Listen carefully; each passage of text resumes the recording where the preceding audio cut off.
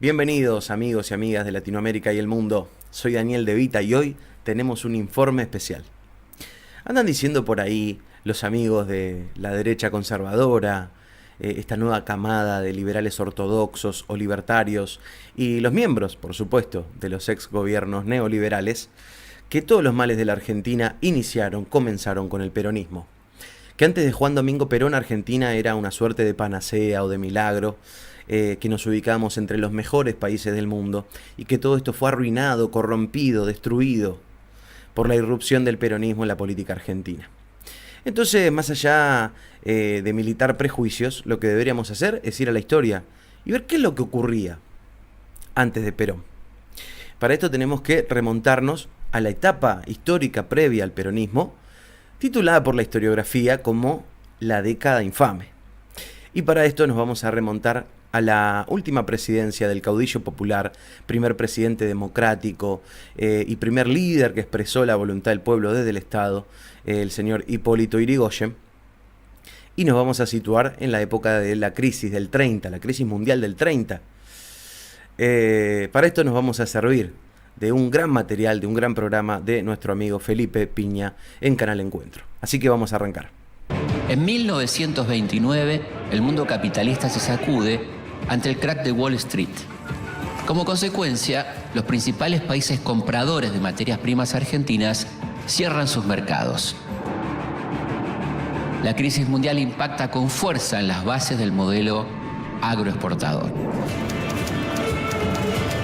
Pero la oposición y la prensa culpan por la crisis al deterioro físico y mental del presidente Hipólito Yrigoyen.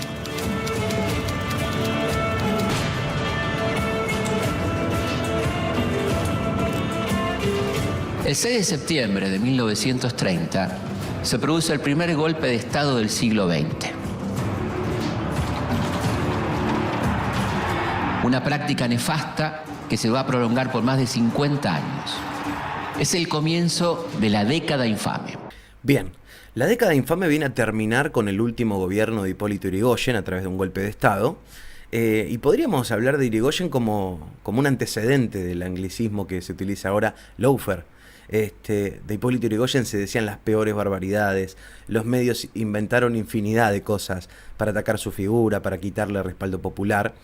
Recordar que su partido en ese momento, la Unión Cívica Radical, representaba un interés popular que lamentablemente ese partido nunca más volvió a representar.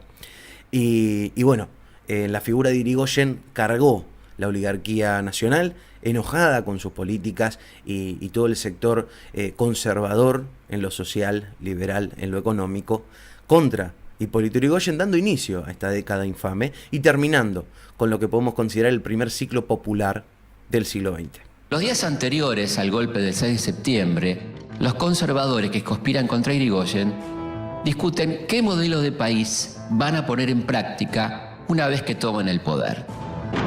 José Félix Uriburu nace en Salta en 1868. Es un militar conservador que descree la democracia liberal.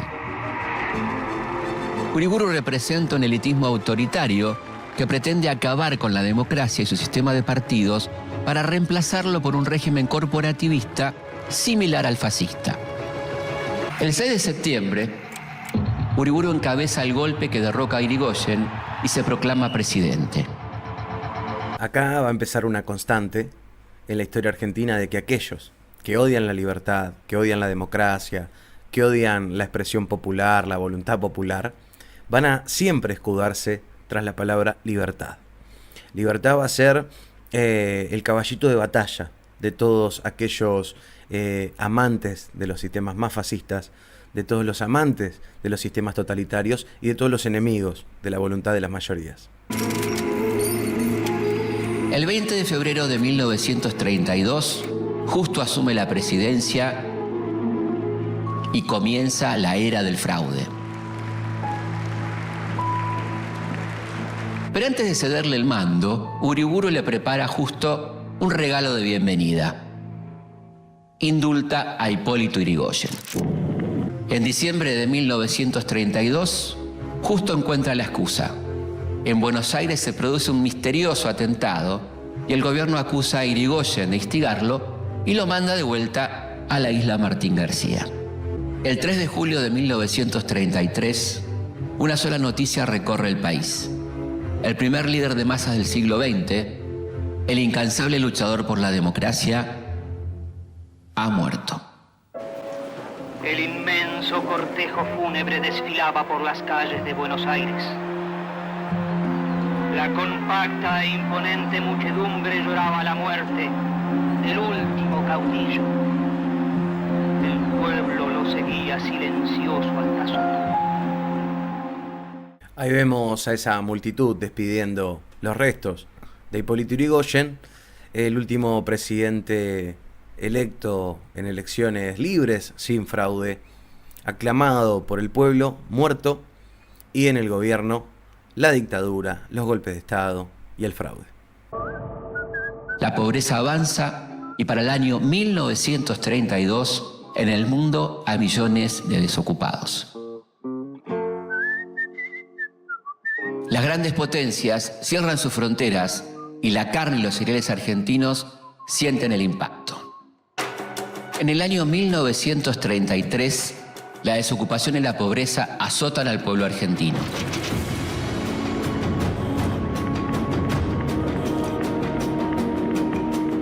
Las clases terratenientes sufren una gran traición.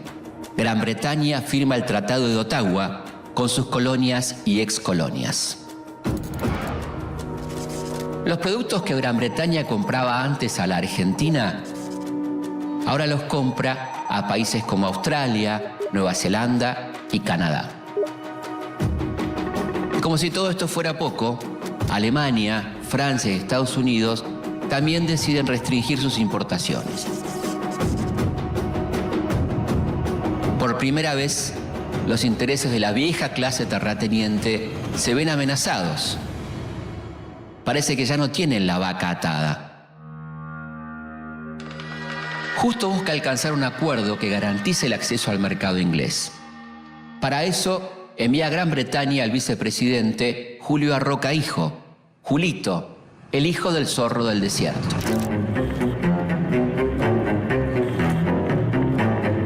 La misión del gobierno argentino desembarca en Londres en febrero del 33. Las negociaciones son duras y después de varios meses sale a la luz un emblemático pacto.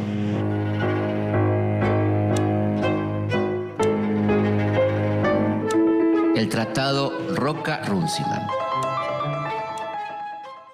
Bueno, como pueden ver, ya estamos en el año 33 y esa Argentina maravillosa, utópica, no la estamos viendo. Hay hambre, hay pobreza, hay desempleo, hay crisis, fraudes y golpes de Estado. ¿Pero será que ahora comienza esa etapa dorada tan anhelada por algunos? Con este pacto Roca-Runciman. ¿Será que lo que extrañan es la sumisión obscena al Imperio Británico? ¿Qué pasó con este tratado? Por el pacto Roca-Runciman, el Reino Unido se compromete a comprar carnes argentinas siempre y cuando su precio de venta sea menor al de los demás proveedores. A cambio, Gran Bretaña se asegura que la exportación de carne se distribuya en su mayoría por los frigoríficos británicos. ¿Qué significa esto?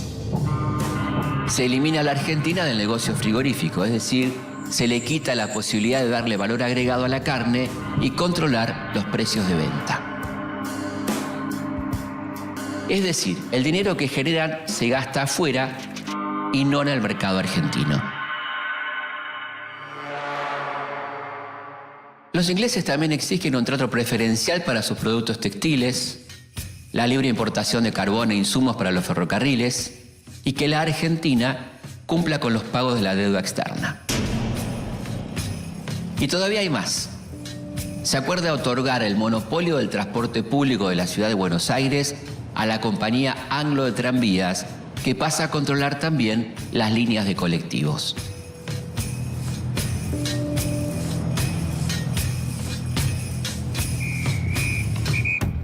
Bueno, aparentemente la Argentina previa al peronismo era absolutamente una colonia de Gran Bretaña. Pero me gustaría saber qué piensa sobre este asunto el hijo de Julio Argentino Roca, el que firma este acuerdo, Roca-Runciman. ¿Cómo lo veía él? La Argentina, por su interdependencia recíproca, es, desde el punto de vista económico, una parte integrante del Imperio Británico. Ahí quedó, me parece que muy claro.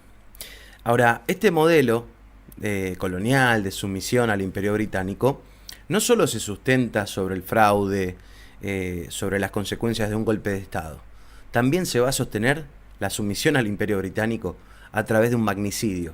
Y para esto tenemos que hablar de Lisandro de la Torre. Un senador opositor levanta su voz contra este acuerdo vergonzoso y entreguista y propone la creación de una comisión investigadora del pacto Roca-Runciman. La función de la comisión propuesta por de la Torre es investigar si los precios pagados por los frigoríficos a los productores tienen relación con sus precios de venta en el exterior y si existen ganancias extraordinarias. Pero los frigoríficos se niegan a mostrar sus libros contables. Finalmente, la comisión investigadora descubre los archivos de la empresa. Están escondidos en las bodegas de un barco inglés, en una gran caja con la etiqueta Corned Beef y el sello de inspección del Ministerio de Hacienda. Vale la pena recordar que estamos en un régimen fraudulento, una democracia de ficción, en la cual el Congreso sigue funcionando. Y es en el Congreso donde se va a producir un hecho inédito que mancha para siempre la historia de nuestras instituciones. Después de un intercambio de palabras con el ministro Pinedo, de la Torre es empujado por Luis Dou, ministro de Agricultura y Ganadería, implicado directamente por las acusaciones de Lisandro. De la Torre cae de espaldas cuando es ayudado por su amigo y colaborador Enzo Bordavere, senador electo por Santa Fe.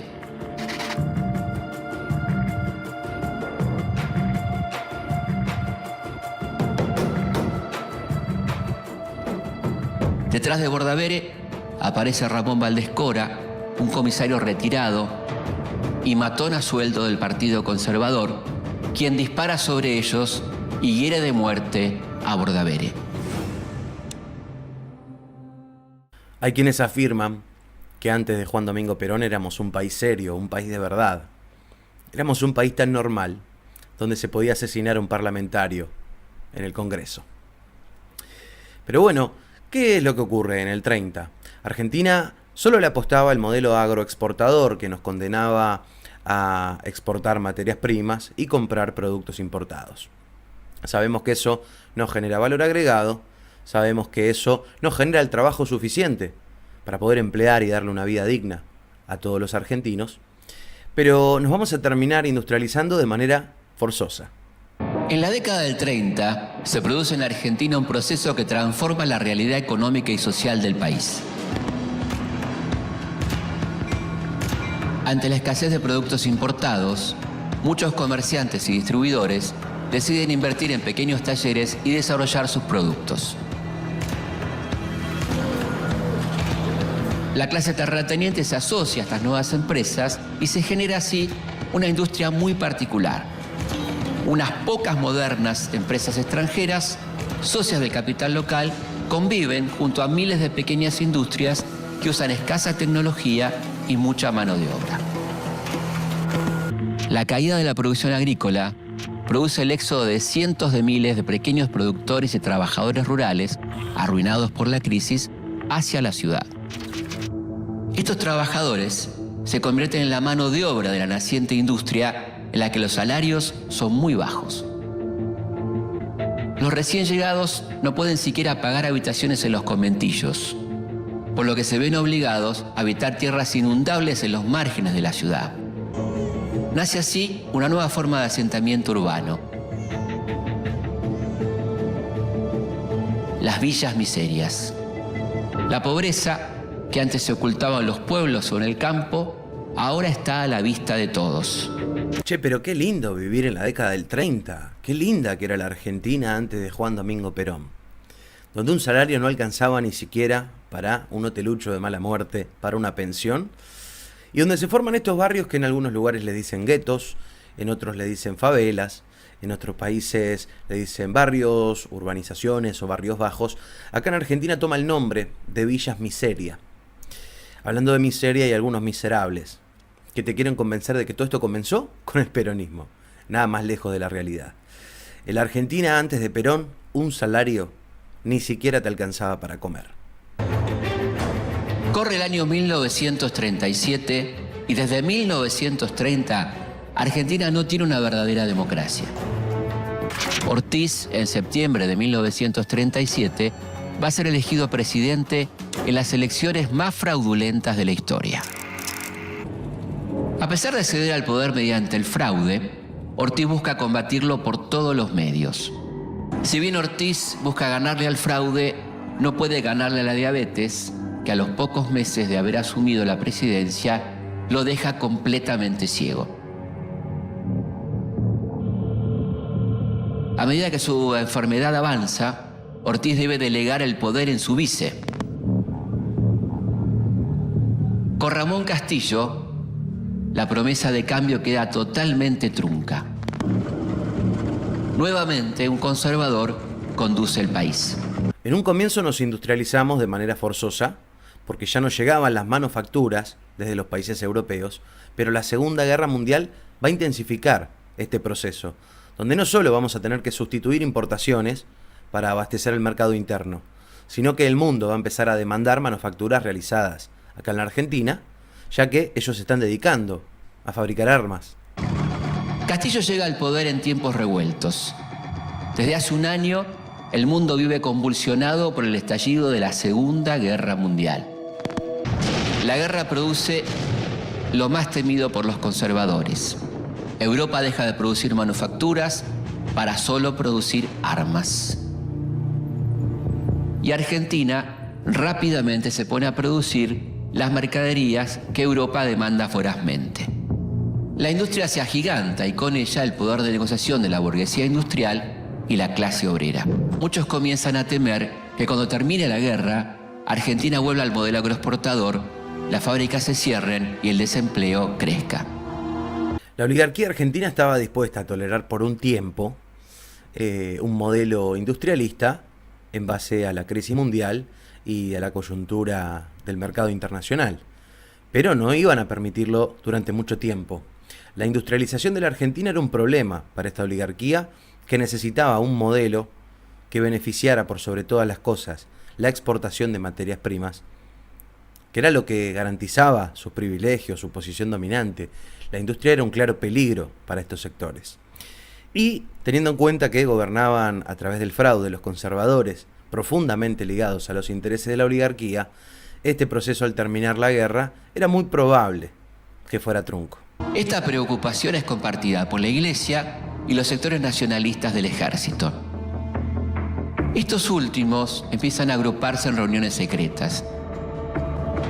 A todo esto, en 1941, un joven coronel vuelve de su largo viaje por Europa y se suma al grupo de oficiales nacionalistas que empiezan a aportar ideas revolucionarias. Juan Domingo Perón nace en la localidad de Lobos en 1895. En 1938 Perón pierde a su esposa, Aurelia Tizón, Potota, que muere de cáncer de útero, a los 36 años de edad. Pocos meses más tarde, es enviado como agregado militar a la Italia fascista de Mussolini, donde experimenta en carne propia la fuerza social que empiezan a tomar los trabajadores. Perón entiende que se debe atender las necesidades de la clase obrera con políticas que promuevan la justicia social. Afirma que el proceso de industrialización que atraviesa el país es una excelente oportunidad para superar la dependencia económica que ha condicionado a la Argentina durante décadas. Como podemos apreciar, la Argentina antes de Perón estaba lejos de ser un paraíso y más bien podríamos afirmar que se parecía al infierno para los trabajadores. Y podríamos incluso ir a la etapa previa a Irigoyen, considerada como la etapa dorada para los liberales, también caracterizada por el fraude, por la corrupción, por ignorar la voluntad popular, por el pueblo alzándose constantemente en contra de la tiranía. Pero bueno, volvamos a este momento porque la década infame está a punto de terminar. Mientras tanto, Castillo impulsa la candidatura del ultraconservador Robustiano Patrón Costas, un terrateniente y empresario tabacalero de Salta, partidario de los aliados, que maneja sus negocios como un auténtico señor feudal. Esta candidatura provoca el rechazo de los militares nacionalistas, que a esta altura se empiezan a agrupar en una logia secreta, el GOU, de la que Perón es uno de sus principales ideólogos. Los radicales también se oponen a la candidatura de Patrón Costas y la combate con una idea brillante. Ofrecen al flamante ministro de Guerra de Castillo, el general Pedro Pablo Ramírez, la candidatura a presidente. Piensan que a un militar en actividad no se le puede hacer fraude. La noticia del ofrecimiento a Ramírez toma estado público. El 3 de junio de 1943, Castillo le pide a su ministro de Guerra que renuncie. Ese mismo día, el GOU se contacta con el general Arturo Rawson. El 4 de junio de 1943, Campo de Mayo se levanta en armas. Un golpe militar de ideología nacionalista toma el poder. Es el comienzo del fin de la década infame. La década infame, que pone fin a la experiencia popular y democrática de Hipólito Yrigoyen, termina como empezó, con un golpe. Pedro P. Ramírez jura por Dios y por la patria. Pero este golpe va a tener consecuencias distintas. Va a permitir el surgimiento de otro movimiento popular y democrático y el ascenso del otro gran líder de masas del siglo XX. Porque qué mejor que decir es hacer. Los años 30 fueron una época de retroceso político y de desprecio por la voluntad popular, en los que se produce el nacimiento de la industria argentina y junto a ella el de una nueva clase obrera que en los próximos años va a ser la gran protagonista de los próximos capítulos de nuestra historia. ¿Pero por qué la clase obrera va a ser protagonista de lo que viene?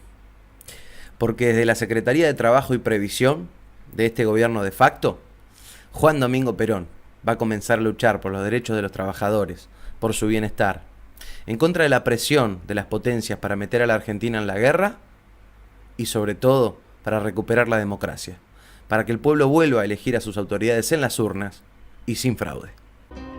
Fiel a sus principios, Perón desarrolló una intensa tarea desde la Secretaría de Trabajo y Previsión, tendiente a captar la voluntad política de los trabajadores. Hizo aprobar decretos ley de vital importancia en el campo laboral. Tomará viejos proyectos de legisladores socialistas que nunca habían podido ser aprobados por estar esta corriente siempre en minoría en el Congreso y los hará aprobar con la facilidad que le dan los decretos ley del gobierno militar.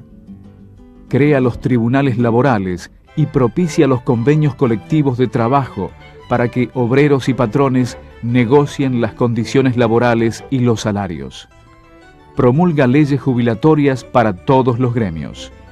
Decreta las vacaciones pagas y el aguinaldo. Reglamenta la jornada de 8 horas y se atreve a enfrentar el poder de los terratenientes sancionando un novedoso Estatuto del Peón, primera legislación protectora de los derechos del trabajador del campo.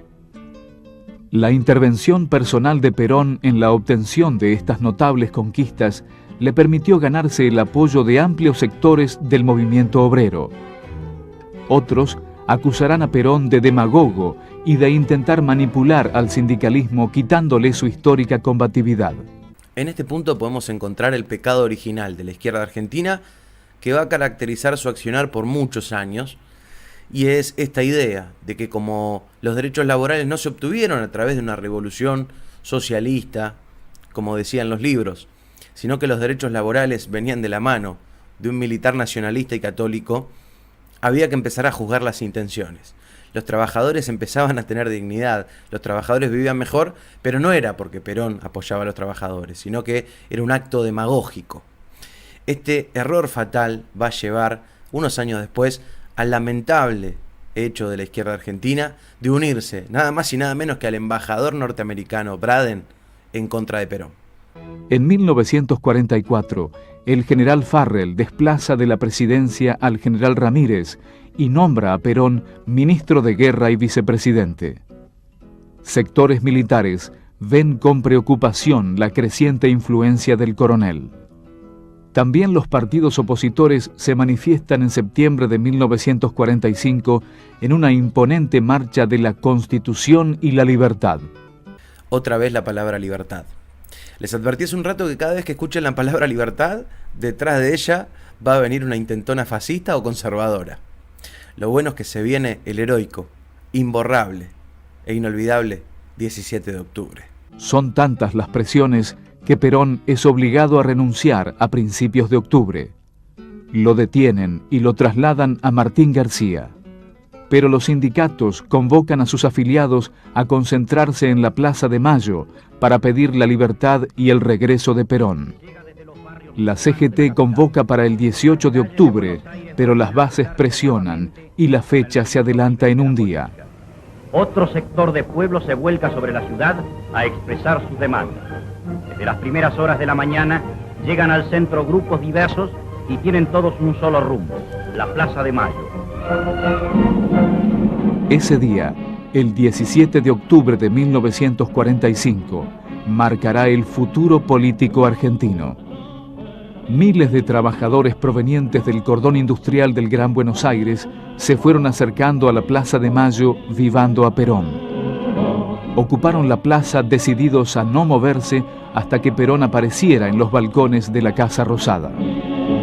En el gobierno cundió el desconcierto hasta que se decidió ceder a la presión popular. Por la noche, finalmente el coronel pudo estrenar su saludo con los brazos en alto. Pocos días después ocurren dos hechos significativos para la historia del peronismo. Los sindicatos peronistas crean el Partido Laborista para lanzar la candidatura de Perón. El otro hecho será el casamiento de Perón con Eva Duarte, una joven actriz de radio que se había acercado a Perón tras el terremoto de San Juan para ofrecer su colaboración.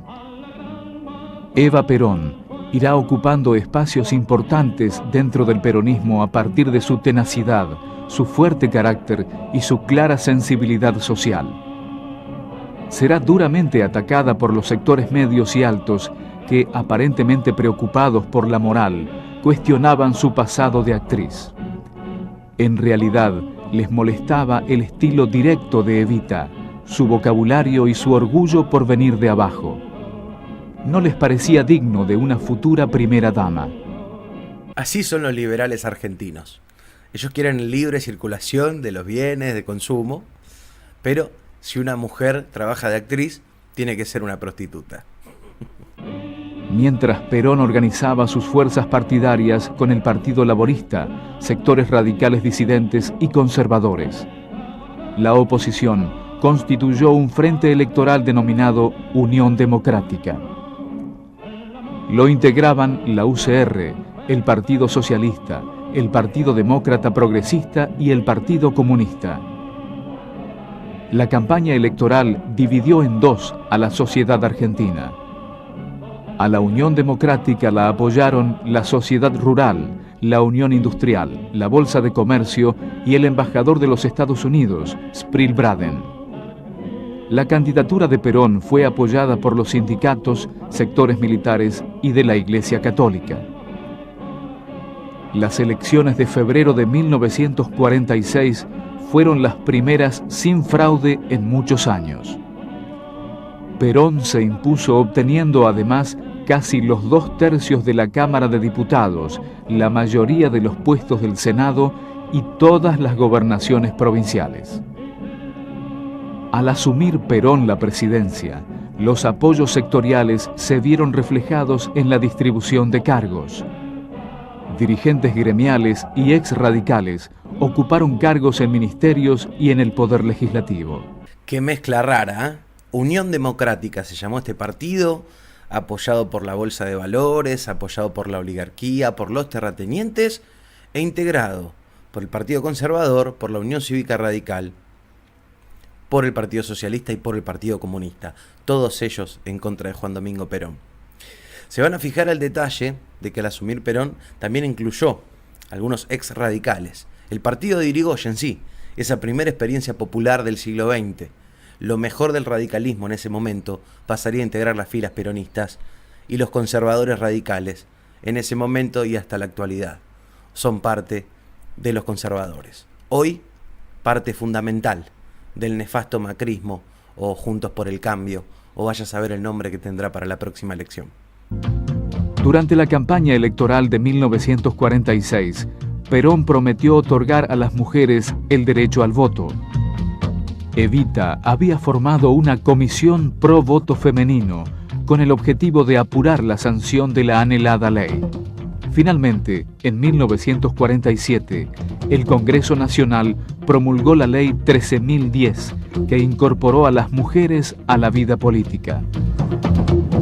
En 1949, promediando su primera presidencia, Perón convoca a elecciones para una asamblea constituyente. El amplio triunfo peronista permite incluir en el texto de la Constitución la posibilidad de la reelección del presidente y los derechos del trabajador. Se establecieron también los derechos del Estado sobre las fuentes de energía y el fomento de la intervención estatal en la economía, y la creación del Instituto Argentino para la Promoción del Intercambio. El IAPI compraba a los productores nacionales la totalidad de las cosechas y las vendía al exterior. Las importantes ganancias obtenidas fueron volcadas a préstamos para la industria y estímulos para el consumo. De esta forma, se producía una obligada transferencia de recursos del campo hacia la industria. Al asumir la presidencia, Perón encarga a Miranda la elaboración de un plan quinquenal de gobierno. El primer plan quinquenal intentó transformar la estructura económica del país, fomentando la industria y estimulando el mercado interno.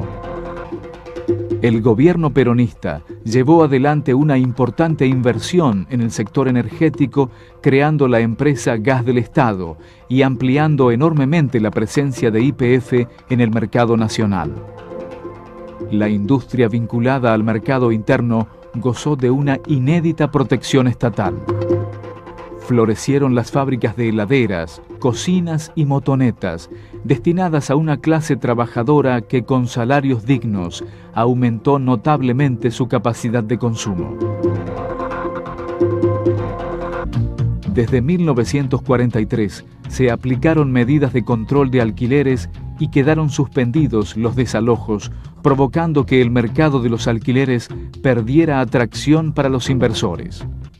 Para ampliar el mercado de la construcción, se aprobó en 1948 la Ley de Propiedad Horizontal, que favoreció la construcción de edificios de departamentos. El resultado de este proceso fue un cambio radical en la proporción entre propietarios e inquilinos, pasando a ampliarse significativamente el número de familias que tuvieron su propia casa.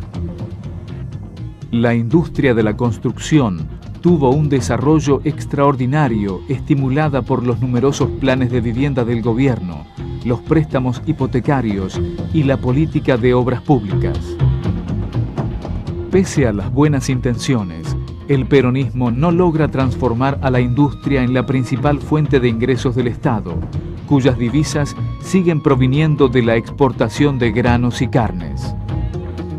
Una difícil situación internacional, con mercados cerrados, el fuerte boicot norteamericano contra nuestro país y 2 malas cosechas consecutivas obligarán a Perón a replantear su política económica. Vemos la inmensa dificultad que tiene la Argentina, al margen de todos los esfuerzos y transformaciones impresionantes que se hicieron, de emanciparnos de ese modelo agroexportador, de ser la granjita del mundo, de solamente dedicarnos a cultivar granos y a enviar carnes al exterior, sino de ser un país pujante con una industria nacional. Pero ante las dificultades, el pueblo argentino iba a dar pelea. Se destinaron más recursos a la agricultura para aumentar las ganancias por exportaciones. Se planificó un aumento de la superficie de tierras sembradas y para superar la escasez de mano de obra agrícola, se propuso que trabajaran los reclutas del ejército. El IAPI comenzó a comprar productos a precios superiores a los del mercado mundial y a hacer campañas para diversificar la economía rural. se promovió la recuperación industrial, estableciendo control de precios, salarios y aumentando la productividad. Perón acordó con los sindicatos y la dirección de las empresas el aumento de la productividad. Se comenzó a buscar nuevas inversiones extranjeras. En este contexto, se radicaron en el país las empresas Fiat y Kaiser.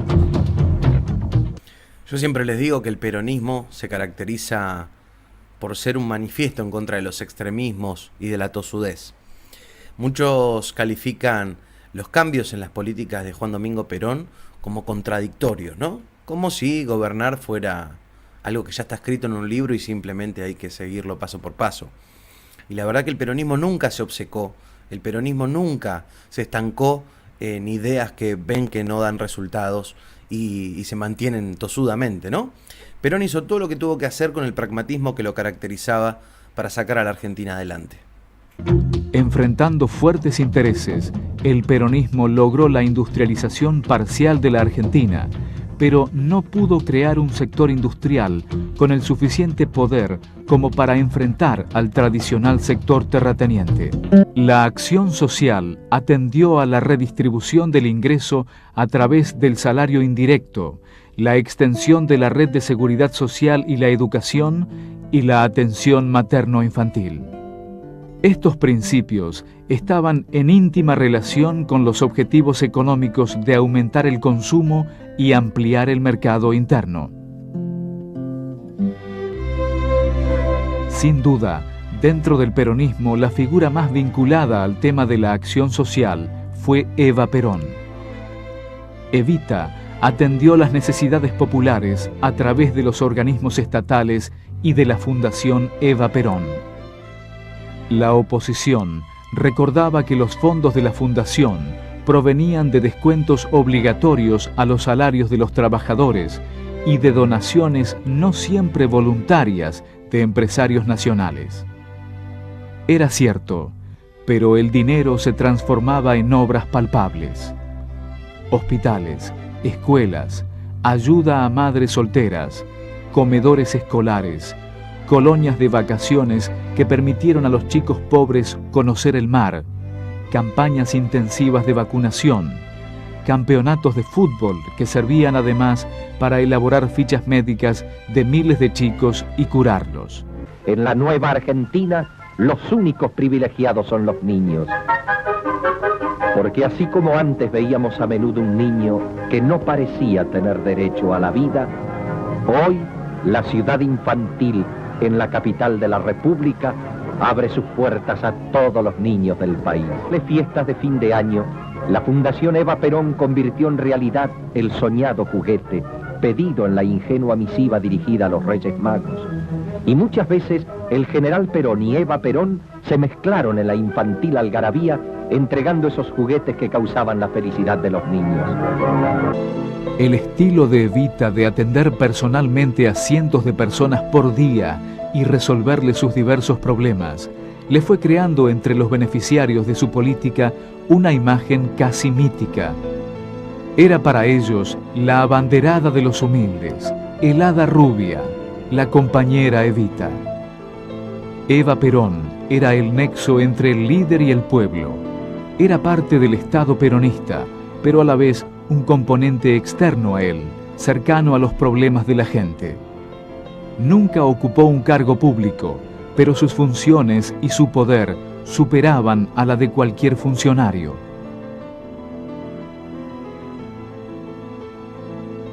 Cuando fue propuesta por los sindicatos para la vicepresidencia de la Nación, su nombre fue impugnado por grupos militares y factores de poder que le temían y la odiaban. La llamaban esa mujer, la Eva.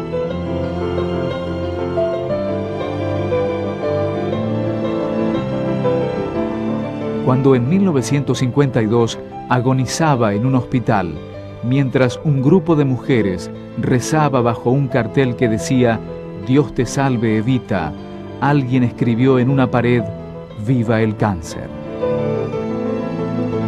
Su velatorio fue el más imponente de la historia argentina.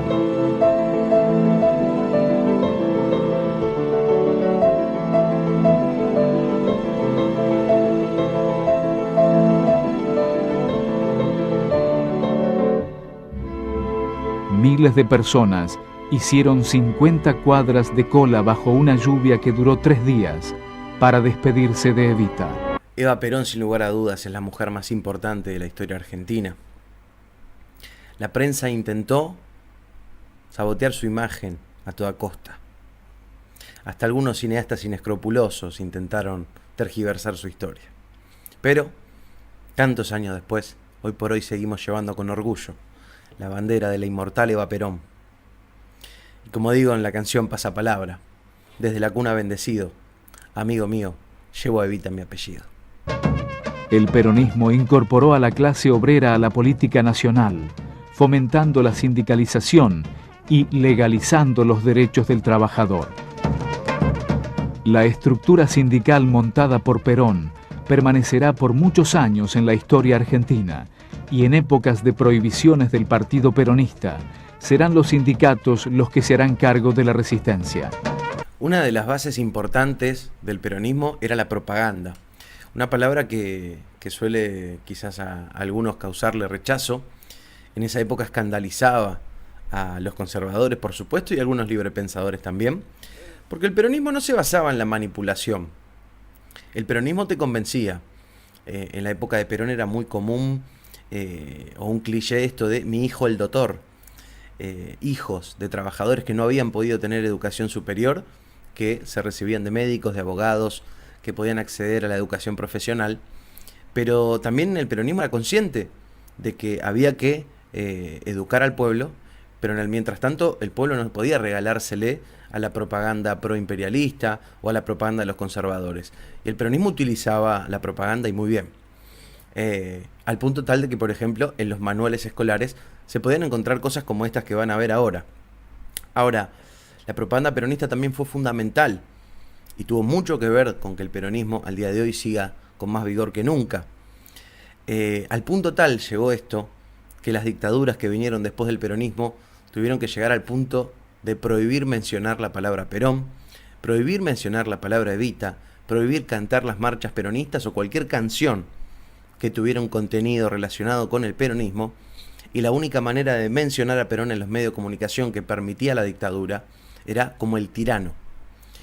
En nombre de la libertad, estos muchachos prohibían al pueblo mencionar palabras, pero ellos se escandalizaban con la propaganda peronista. Los niños aprendían a leer con frases como Sara y su esposo son peronistas, y a deletrear con la palabra Perón. Pero además de los opositores honestos, sinceros demócratas con una tradición intachable de defensa de la libertad, aparecieron otros. Y es que el peronismo planteó una fractura en la sociedad argentina. Ciertos sectores de las clases medias y altas no toleraban el ascenso de miembros de la clase trabajadora hacia posiciones de poder que creían reservadas para ellos. Algunos personajes que nunca se habían preocupado por la democracia, los derechos humanos y las libertades públicas, que habían apoyado las represiones conservadoras complacientemente, aparecían ahora como paladines de la libertad, denunciando los atropellos del peronismo. Lamentablemente, este ímpetu libertario les desaparecerá con la caída de Perón, y no verán como antidemocráticos ni los fusilamientos ni las detenciones de la llamada Revolución Libertadora.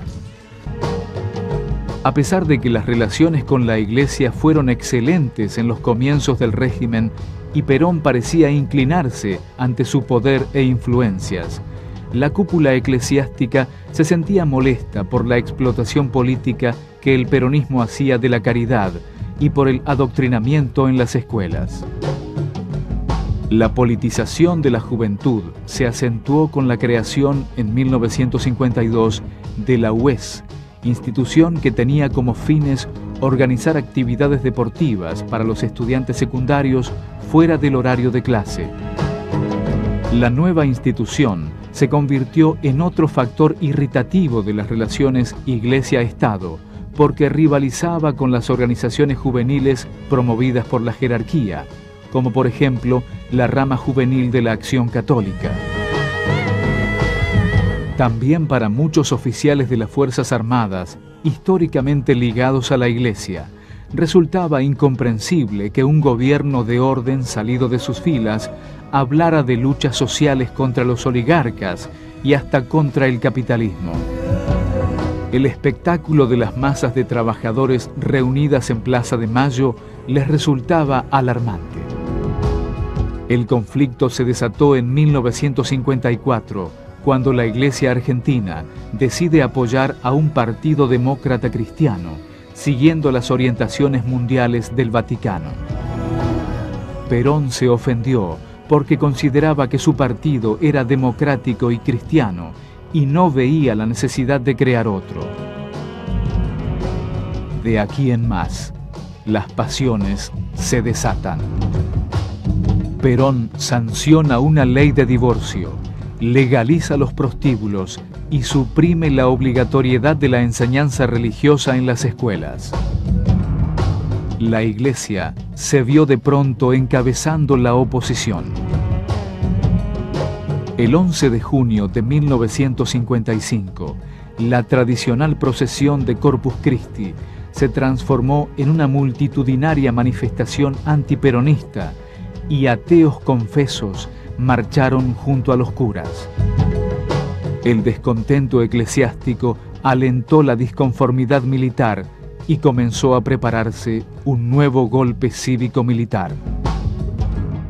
A esta altura de los acontecimientos, después de 10 años de revolución democrática, después de 10 años donde los trabajadores supieron lo que era la dignidad, los derechos, la educación, Perón había acumulado muchos enemigos. Una vez más se iban a unir los extremistas liberales con los extremistas conservadores, y si unos años antes, constituyendo un partido político, se iban a llamar Unión Democrática, ahora se iban a unir, pero no para formar un partido político, sino para declararle la guerra al pueblo peronista. ¿Y qué nombre iba a tomar esto que un tiempo después se iba a transformar en una dictadura? Revolución Libertadora. Hacia 1955, el peronismo, con su política nacionalista reformista, continuaba molestando a diversos factores de poder de la Argentina. Afectaba los intereses a los exportadores con el IAPI y las transferencias de ganancias al exterior con una política que controlaba la fuga de capitales. Para la gran burguesía y los grupos terratenientes, el peronismo constituía una traba para el desarrollo de sus intereses. Consideraban excesivas las conquistas sociales obtenidas por los trabajadores y exigían que se estableciera claramente la separación entre el Estado y el movimiento obrero. El primer intento golpista se concretó el 16 de junio con el bombardeo por parte de la Marina de Guerra de la Plaza de Mayo, con el objetivo de matar a Perón.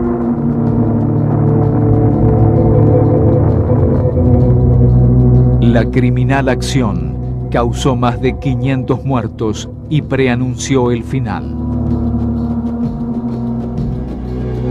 Por la noche, grupos de peronistas quemaron en represalia las principales iglesias de la capital. Perón intentó parar la ola de violencia, pero ya era demasiado tarde. El 16 de septiembre, las Fuerzas Armadas pusieron en marcha un nuevo golpe de Estado, expulsando a Perón, quien finalmente marchará al exilio por 18 años.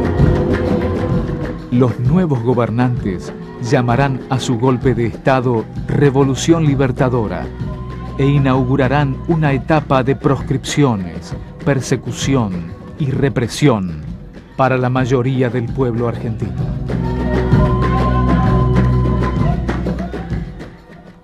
Esta historia no termina acá, claramente.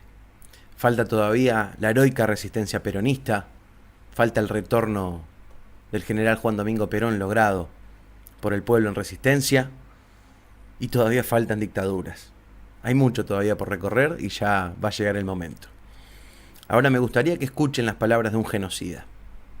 Van a escuchar un periodista criminal y genuflexo, muy parecido a los que vemos hoy en día, pero van a escuchar las palabras de un dictador, de un tipo que unos cuantos años después de lo que acabamos de ver, va a hacer un golpe de Estado, también al peronismo. Un tipo responsable de la masacre, de la tortura, del exterminio de más de 30.000 compañeros. Hablar sobre democracia y libertad. Presidente, en ocasión de su viaje a Japón, usted dijo que si el Partido Peronista se organiza como un partido político con responsabilidad ciudadana, tendrá cabida como cualquier otro partido, en tanto adecue sus hombres y sus ideas a un régimen de democracia plena. ¿Usted cree que un partido basado en el culto a la personalidad y por lo tanto esencialmente antidemocrático tiene derecho a participar realmente en un sistema democrático? Usted dio la respuesta. Si se mantiene esa tesitura de un culto a la personalidad, de un culto a la demagogia, no es justamente un partido organizado responsablemente para vivir en democracia. Puede que, creo que usted lo tiene textual, esa manifestación mía, puede que yo haya hablado que el partido peronista puede incorporarse como tal a una sociedad democrática donde el partido político es una célula vital, ¿verdad? Si por tal entendemos, tal cual estaba concebido, tal cual estaba pensado, tal cual vivía, evidentemente no tendría cabida. El hombre que militó en el peronismo se adecua a sus ideas en lo individual, si se agrupa en un sistema partidario democrático, no totalitario, no demagógico, no personalista, ese hombre, por el hecho de haber militado en el peronismo, no puede estar exento e imposibilitado de poder participar en la vida política. Ahí pudieron ver a este genocida, a este criminal de lesa humanidad, a este asesino, que jamás en su vida hubiera podido ganar una elección, hablando sobre aquellos que sí, ganamos constantemente elección tras elección, diciéndonos a ver si podemos o no participar de un sistema democrático del que jamás participó. Se dedicó a asesinar personas y a transformar a Argentina en el escenario de un baño de sangre espantoso, macabro y criminal. Pero esto que dice es muy interesante. Si el peronismo se quita ese tenor personalista, si los peronistas dejamos de decir que viva Perón, que viva Evita, si nos amoldamos a la idea del establishment, de que la democracia no puede transformar nada, no puede cambiar nada, no puede tocar nada, si arrancamos la lucha vencidos, sabiendo de que la batalla ya está perdida, ahí el peronismo podría integrarse. Ahí dejarían de hacer golpes de Estado, ahí dejarían de desestabilizarnos y atacarnos constantemente. Saben que el peronismo no va a desaparecer nunca, entonces lo que intentan es quitarle su caudal transformador, pero tampoco lo van a lograr. Acá estamos. Vos que estás del otro lado y llegaste hasta acá, gracias. Solo me encantaría que me cuentes, ¿dónde te gustaría vivir a vos? A vos que vivís de tu salario, a vos que sos un trabajador, una trabajadora. ¿Te gustaría vivir en la década infame? ¿Te gustaría vivir en la revolución libertadora? Entre fusilamientos, entre la proscripción de los partidos políticos y el impedimento de votar en nombre de la libertad, o en la patria peronista. Hasta la próxima.